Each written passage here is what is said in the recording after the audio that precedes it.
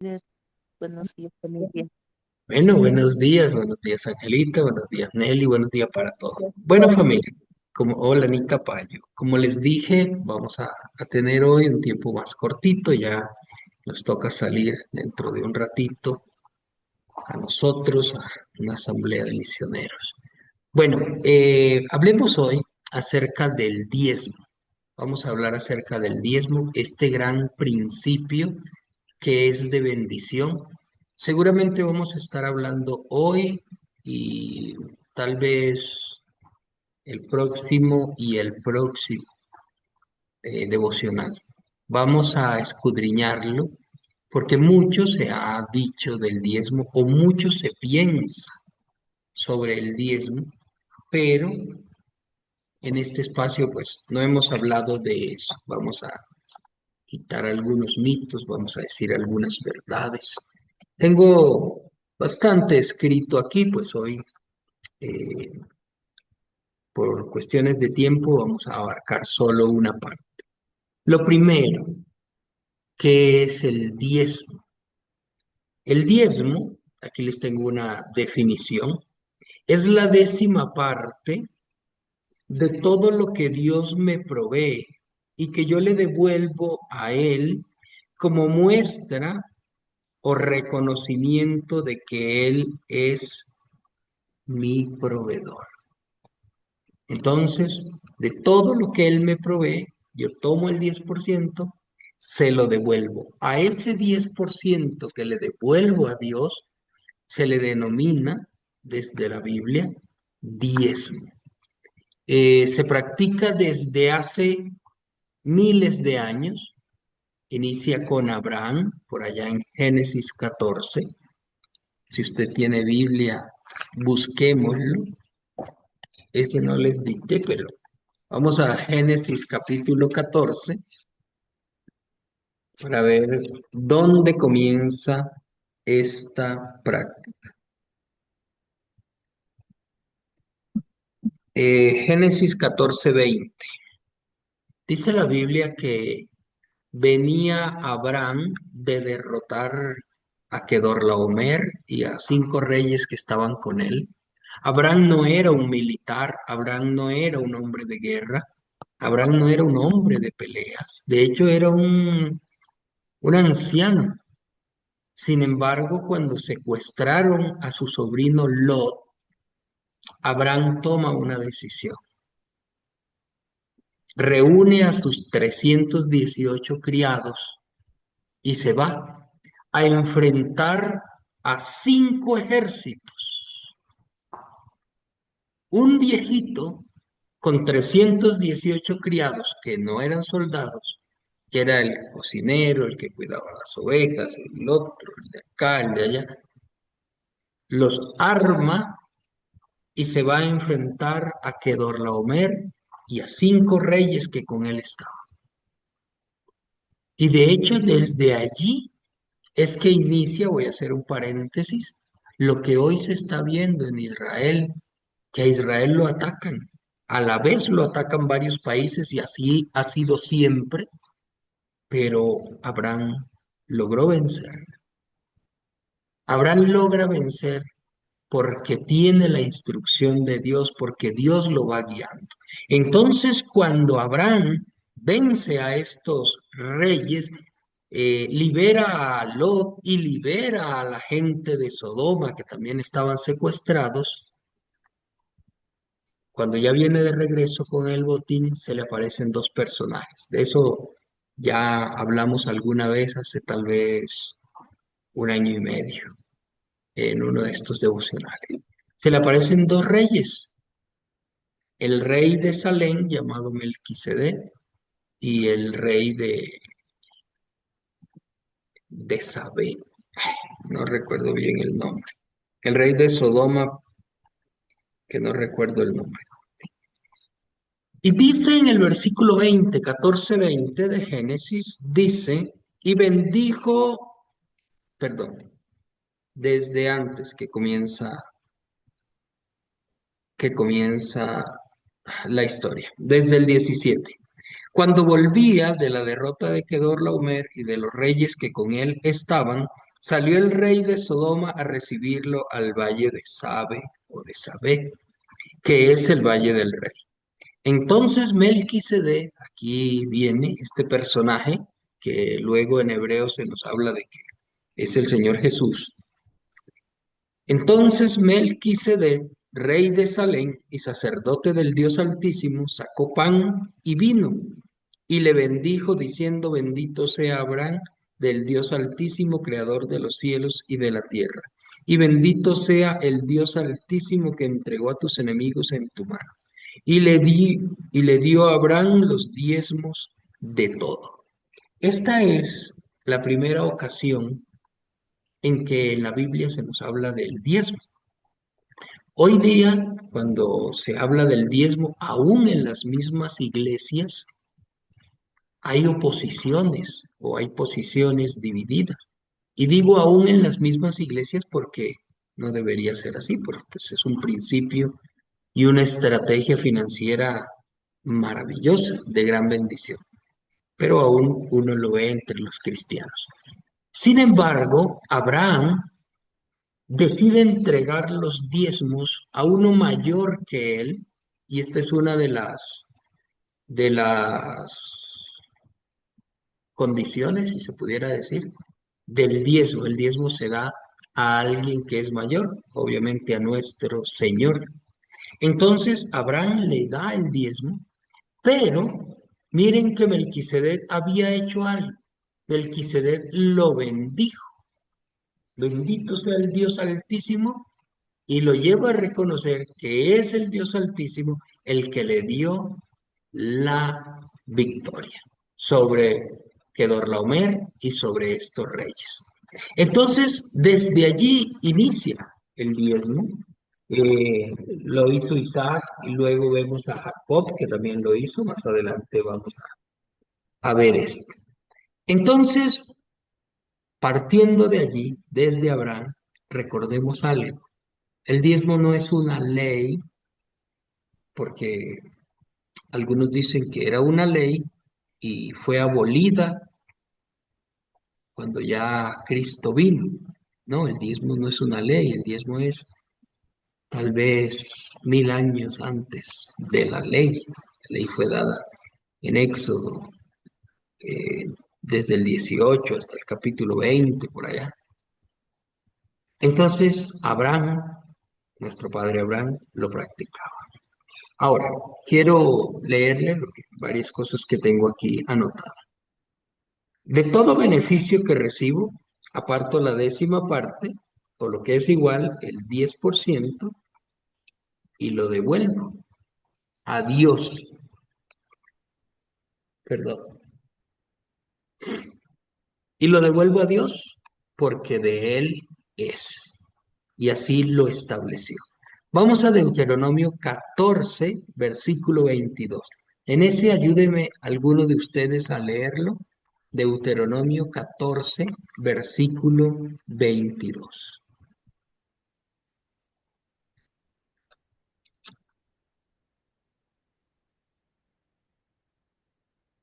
Leonel, Por favor. buenos días.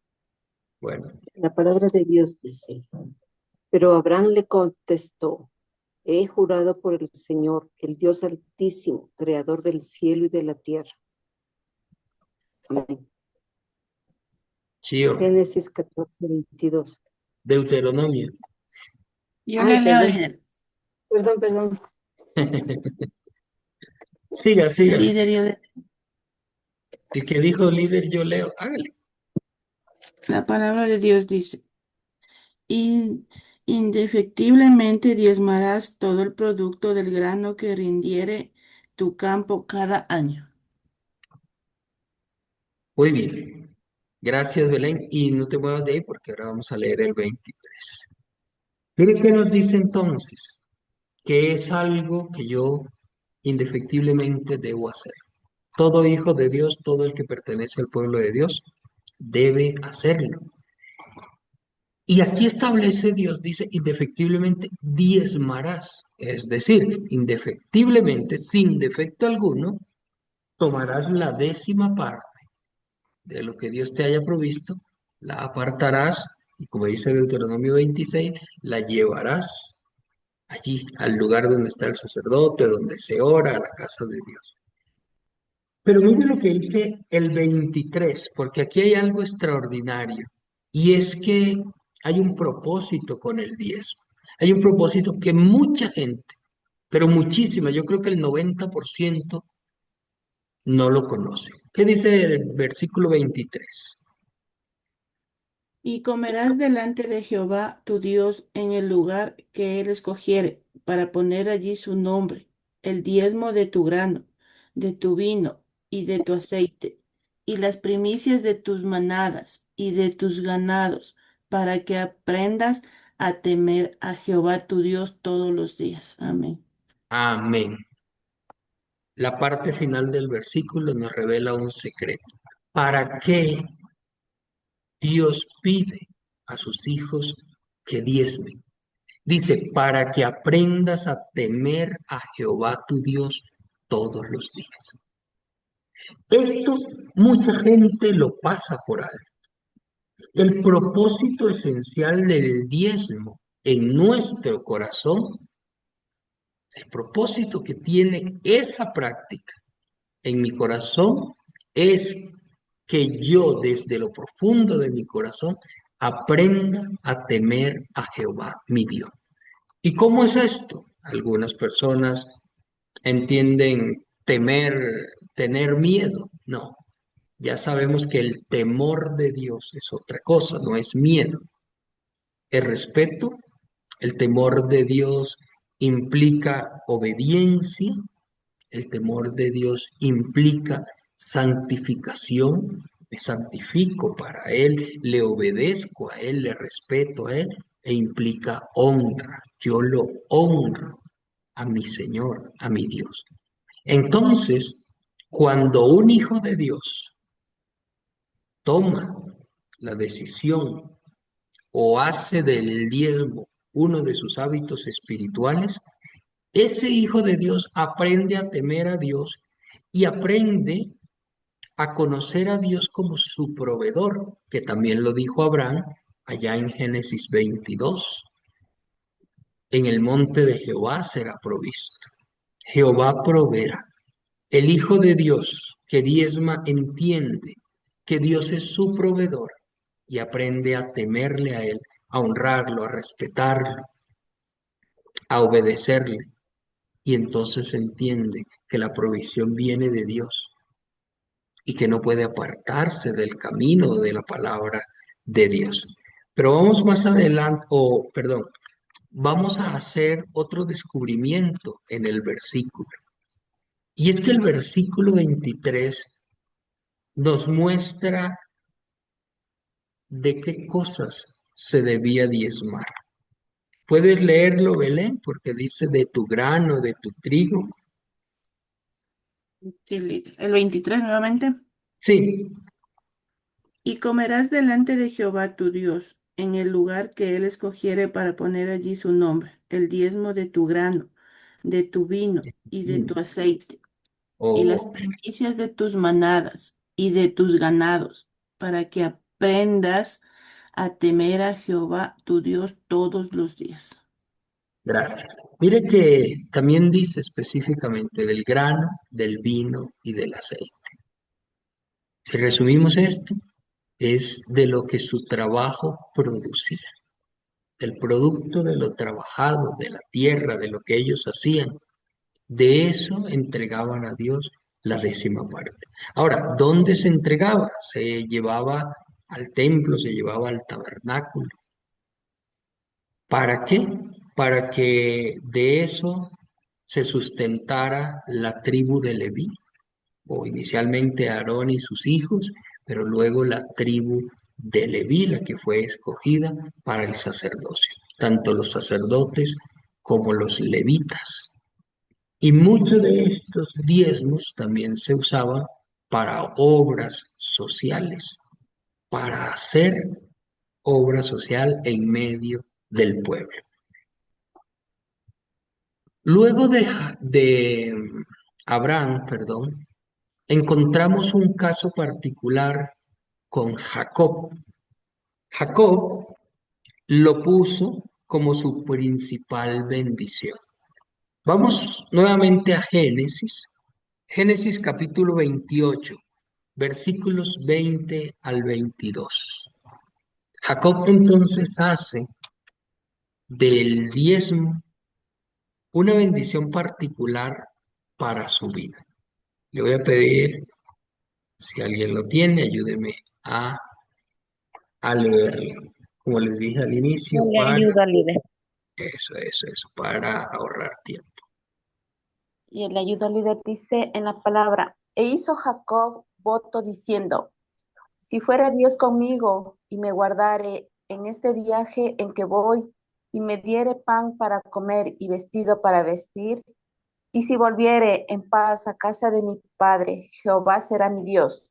Y esta piedra que he puesto por señal será casa de Dios, y de todo lo que me dieres, el diezmo apartaré para ti. Amén.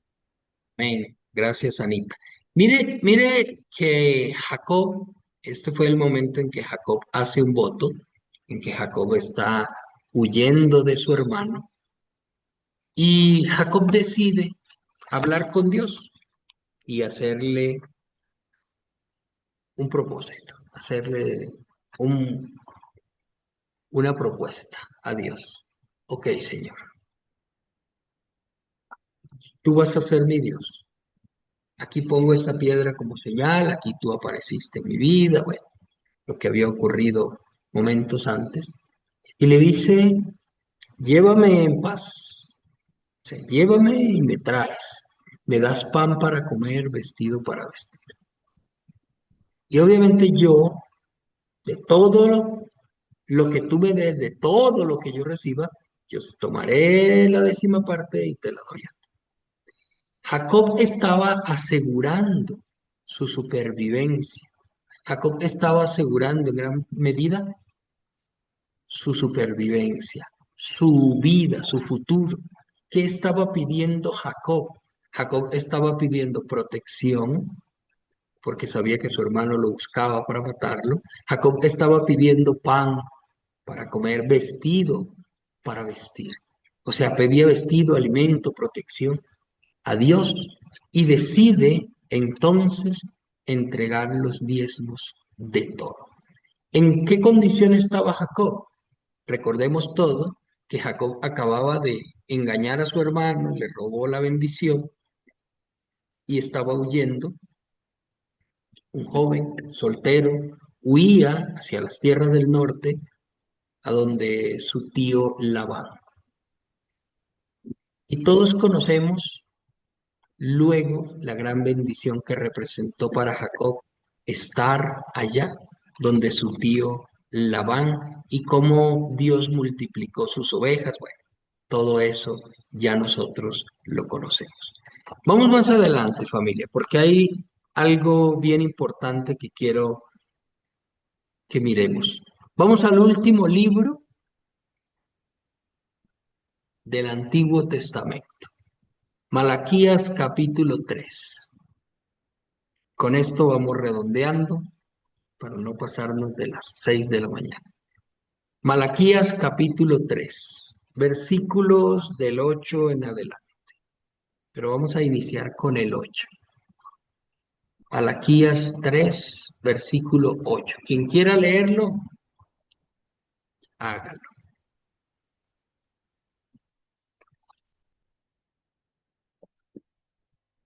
Yo le leo, líder. por favor. Malaquías 3:8.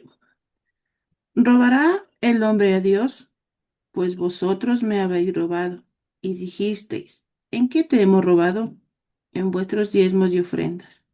Malditos sois con maldición, porque vosotros, la nación toda, me habéis robado. Traed todos los diezmos al alfolí y haya alimento en tu casa. Y probadme ahora en esto, dice Jehová de los ejércitos. Si no os abriré las ventanas de los cielos y derramaré sobre vosotros bendición hasta que sobreabunde. Reprenderé también por vosotros al devorador y no os destruiré el fruto de la tierra, ni vuestra vid en el campo será estéril, dice Jehová de los ejércitos. Muy bien. Amén. Gracias, Belén. Vamos a comenzar a analizar estos 4 versículos, pero vamos a comenzar con el versículo 8, familia.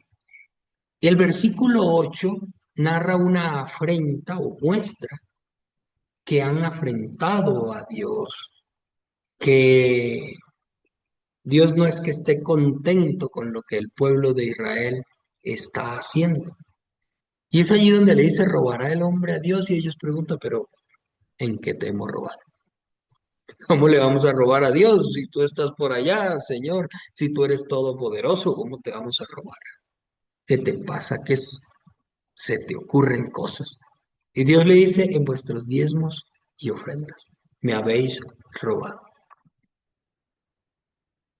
Y aquí hay que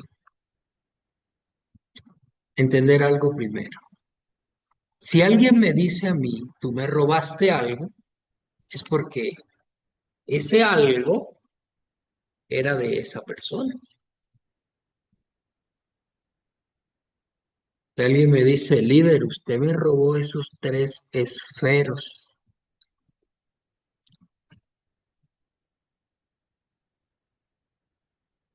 seguramente es porque esos esferos entonces eran de esa persona. Pongamos, Nelly llega y me dice, oh, líder Omar, bien que lo encuentro aquí escribiendo. Esos 3 esferos usted me los robó. La única condición que necesito es que esos 3 esferos fueran de Nelly y efectivamente yo me apropié de ellos. Si no fueran de Nelly, yo no se los estuviera robando. Si el diezmo no fuera de Dios y las ofrendas no fueran de Dios, el pueblo de Israel no le estaría robando y Dios no les dijera, le están robando. Entonces, Dios siente, experimenta que este pueblo está haciendo una afrenta. Y le dice, es que ustedes me han robado. Y ellos todavía inocentes, porque según lo que yo veo aquí, ellos dicen, pero ¿en qué? No entendemos en qué te hemos robado. Y entonces Dios se los pone claro, le dicen vuestros diezmos y ofrendas. Pero además de eso, bueno, aquí antes de pasar al otro, hay un detalle. Por eso muchas veces yo digo que a Dios no es que le damos el diezmo, yo digo a Dios le devolvemos porque es de Él, porque es el 10% que a Él le toca y nosotros nos quedamos con el 90%. Entonces es que lo devolvemos. Como cuando usted va al servicio de rentas internas y usted paga allí los impuestos, o cuando compramos y pagamos los impuestos, o por allá en marzo que nos toca hacer la declaración, esta declaración de renta, creo que es que se llama.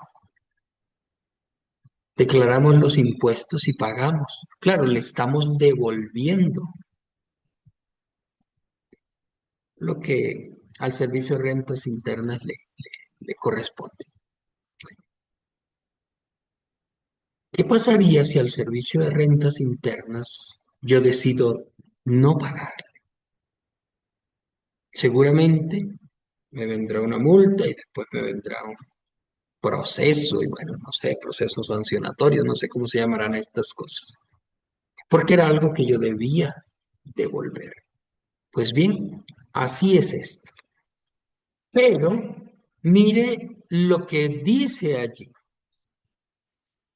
que esto genera. En el versículo 9, nosotros encontramos que Dios le dice, malditos sois con maldición. Vosotros, la nación entera, me habéis robado. La práctica que ya se estaba volviendo costumbre en medio del pueblo de Israel era la de no entregarle a Dios la 10ª parte de su grano, de su vino, de su aceite, de lo que producía, sino quedarse con ello. Y entonces Dios le dice, es que sobre ustedes, por esa práctica, ha caído una maldición. Están bajo maldición. Por eso le dice, malditos sois con maldición. Vosotros, la nación entera, me habéis robado. Y Dios les plantea algo para salir de esta maldición. Dios les hace un planteamiento. Dios les da un antídoto, digámoslo de esa manera, permítame ese término, contra esa maldición, que lo vamos a ver en el versículo 10. Pero aquí no nos dice en el 9 cuál es la maldición. ¿En qué consiste la maldición? No lo dice. Solo dice, malditos sois con maldición, vosotros la nación entera me habéis robado. Pero sí lo dice en el versículo 11, o sí lo vamos a intuir en el versículo 11, que la maldición de haberle robado a Dios o de haberle negado a Dios lo que a él le correspondía, genera lo que está en el versículo 11. Genera que el devorador actúe sobre el fruto de nuestra tierra o de nuestro trabajo y lo destruya. Genera que aquel campo donde sembraban la vid lo volviera estéril. La vid se volviera estéril. Entonces, esa maldición que no la menciona el versículo 9, la menciona o la aclara el versículo 11. Pero Dios le plantea algo al pueblo y le da otra oportunidad de salir de la maldición. Les da la oportunidad de quebrantar el efecto de la maldición sobre toda la nación. En el versículo 10, Belén nos leía, cuando les dice, traed los diezmos al alfolí y haya alimento en mi casa. Eso era lo que debían hacer. Traer. El alfolí eran unos grandes graneros. Hoy nuestro alfolí es pequeño, pero en este tiempo eran grandes graneros donde se metía allí el grano, el vino, el aceite, el trigo, bueno, granos, todo lo que sembrara, cebada, trigo, todo esto. Los llevaban allí, se depositaba allí, en ese lugar. Y las primicias también se depositaban, que por cierto también lo habla allí, las primicias de tus ganados. Entonces Dios le dice, traigan los diezmos al alfolí, haya alimento en mi casa, y luego les dice, esto es lo más impresionante, probadme ahora en esto, a ver si no os abriré las ventanas de los cielos y derramaré sobre vosotros bendición hasta que sobreabunde. Entonces Dios les dice, pruébenme, a ver si no les quito la maldición. Miren lo que la maldición había hecho. Y aquí, en esta segunda parte del versículo 10, también podemos intuir el efecto de la maldición. Se habían cerrado las ventanas de los cielos. Ya la bendición sobre ellos no estaba. Y efectivamente, si en el 9 me habla de maldición, es lógico que la bendición desapareció. Y a veces uno siente que la bendición de Dios se ha apartado. A veces hay momentos, hay temporadas en que todo va fluyendo. Los negocios, las ventas, lo que hacemos va muy bien, pero de repente sentimos que se detuvo, que se paralizó, que ya no está produciendo tanto. Parece que dejó de caer la bendición. Pues bien, eso había pasado con ella. Y Dios les dice, tráiganlos y verán que yo les vuelvo a abrir las ventanas de los cielos, que yo vuelvo a derramar bendición hasta que sobreabunde. Y el versículo 11, que es el más impactante y por cierto, el que algunos también desconocen, mire lo que dice. Y reprenderé también por ustedes al devorador para que no destruya el fruto de la tierra, ni para que la vid que han plantado en el campo se vuelva estéril. Lo ha jurado Jehová de los ejércitos. Y se los explicaba hace, creo que el sábado anterior, a los que están en el curso de formación. Este devorador que aparece descrito allí, solamente le puede hacer frente Dios. Dios es el único. Dios dice, reprenderé por ustedes al devorador. La Biblia nos enseña que podemos reprender todo espíritu inmundo, espíritu de enfermedad, de locura, espíritu de impureza sexual. Todo tipo de espíritu podemos reprender en el nombre de Jesús. Pero aquí con el devorador sucede algo. Es Dios mismo quien lo reprende. Reprenderé por vosotros al devorador. Y lo reprende para que el devorador no cumpla su propósito, el propósito de destruir el fruto de nuestro trabajo. Esa es la gran bendición que el diezmo representó o representa para el pueblo de Dios. Lo que Dios hace, abre las ventanas de los cielos, derrama bendición y sobre eso entonces reprende al devorador para que no destruya. Y es lo que muchas veces ocurre. Uno dice, qué pena, Diosito, pero este mes no te puedo devolver lo que es tuyo. O aún peor, este mes no te voy a dar nada. No tengo. Sabes que tuve muchos gastos, que tuve esto, que tuve aquello. No, no te voy a dar. Lo que uno ignora es que uno está dejando de santificar eso que tiene, ese 90%. Y que están todas las puertas abiertas para que el devorador haga lo que quiera. Y justo uno se da cuenta, y muchos de ustedes me lo han contado y yo mismo lo he contado y lo he vivido. Justo ese es el mes en que hubo que gastar más en medicina, en que hubo que gastar más en el arreglo del auto, en el arreglo de la refri, en el arreglo de la lavadora, en esto, en aquello, en que compré esto en línea y no vino lo que pedí, me sentí estafado. Bueno, el enemigo se encarga de destruir el fruto de mi trabajo. Ese entonces es el origen y algunos detalles del diezmo. La próxima semana vamos a estar hablando más de ello, vamos a aprender más y la siguiente, la tercera semana, vamos a estar viendo una parte muy importante históricamente, cómo se ha desarrollado esto del diezmo en medio del pueblo de Dios. Por este momento vamos a orar